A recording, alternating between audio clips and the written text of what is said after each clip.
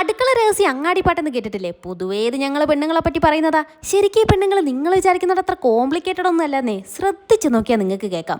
ഈ ഡ്രസ്സ് എവിടുന്ന വാങ്ങിച്ചേ, ഈ കമ്മൽ എവിടുന്ന വാങ്ങിച്ചേ, അത്രയ്ക്കേ ഉള്ളൂ. അതുപോലെ അങ്ങാടിപ്പാട്ട ഒരു സ്ഥലത്തേക്കാണ് പോകുന്നത്. ഈ ഡ്രസ്സ് കണ്ടപ്പോൾ തൊട്ട് എന്നോട് എല്ലാവരും ചോദിച്ചു, മോളെ ഇത് എവിടുന്ന വാങ്ങിയെന്ന്. അതിനെനിക്കൊരു ഉത്തരമില്ലായിരുന്നു. കാരണം അതിൻ്റെ പുറകിലൊരു വലിയ കഥയുണ്ട്. ഇങ്ങനെ ഇരുന്നൊരു സാരി എനിക്ക് പെട്ടെന്ന് ഉടുത്ത് ബോറടിച്ചപ്പോൾ ഞാൻ ഇങ്ങനെ ഒരു സ്കേർട്ടും ടോപ്പാക്കി. ഈ പാറക്കല്ല് കൊത്തി രൂപപ്പെടുത്തിയിട്ടാണ് നല്ലൊരു ശില്പമാകുന്നതെന്ന് പറയുന്നില്ലേ?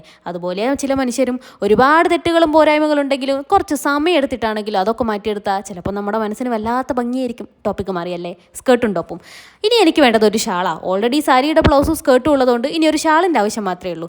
SM സ്ട്രീറ്റിലൂടെ നേരെ വെച്ച് പിടിച്ചപ്പോൾ ട്രെൻഡീസ് എൻ്റെ കണ്ണിലുടക്കി. എനിക്കിതിനെപ്പറ്റി വലിയ ഐഡിയ ഒന്നും ഇല്ലായിരുന്നു. പക്ഷേ ഇവിടുത്തെ സ്റ്റാഫ് എനിക്ക് പെർഫെക്റ്റ് മാച്ചായിട്ട് അതിനുള്ള സാധനങ്ങളൊക്കെ എടുത്തു തന്നിട്ടുണ്ട്. റണ്ണിങ് മെറ്റീരിയലിൻ്റെ ഒരു കലവറ തന്നെയാണിത്. ഏത് കളർ വേണോ, ഏത് മെറ്റീരിയൽ വേണോ, എല്ലാം ഇവിടെ ഉണ്ട്. അത് മാത്രമല്ല ഇവർക്കൊരു ഡിസൈനിങ് സ്റ്റുഡിയോ ഉണ്ട്.